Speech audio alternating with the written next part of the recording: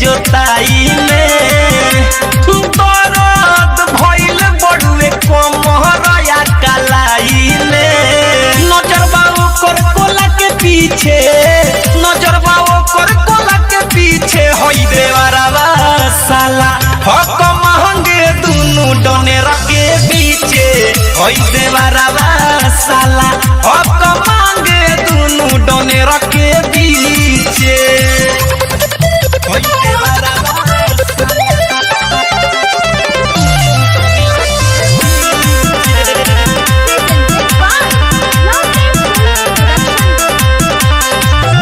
अगिला पलवट हमर नापे रोजे फीता से कहे भौजी तोहारा के देहब हम बीता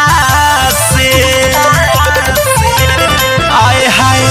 अगिला पलवट हमर नापे रोजे फीता से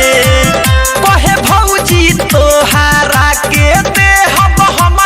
बीता से मोटर से पानी रोजे रोजे सींचे मोटर से पानी रोजे रोजे सींचे होई देवरवा साला हक महंगे दुनु डने रखे बीचे होई देवरवा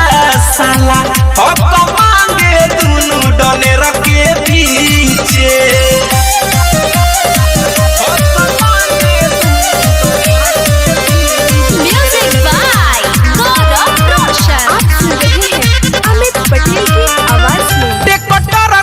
अमितावा दादा नवा रोज धसावता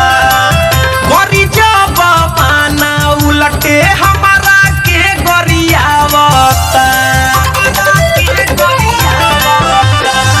टेकटर के फार अमितावा दादा नवा रोज धसावता गरी जब माना उलटे हमारा के गरियावता धई के अचारा जबरी खींचे होई के अचारा जबरी खींचे होई देवरवा साला हक महंगे दुनु डने रखे बीचे होई देवरवा साला हक महंगे दुनु डने रखे बीचे काले मरले बाट खेत के जोताई में दर्द भइल बड़ुए कोमहरया कलाई में नजर बाऊ कर कोला के पीछे नजर बाऊ कर कोला के पीछे होई देवरवा साला हक महंगे दुनु डने रखे बीचे होई देवरवा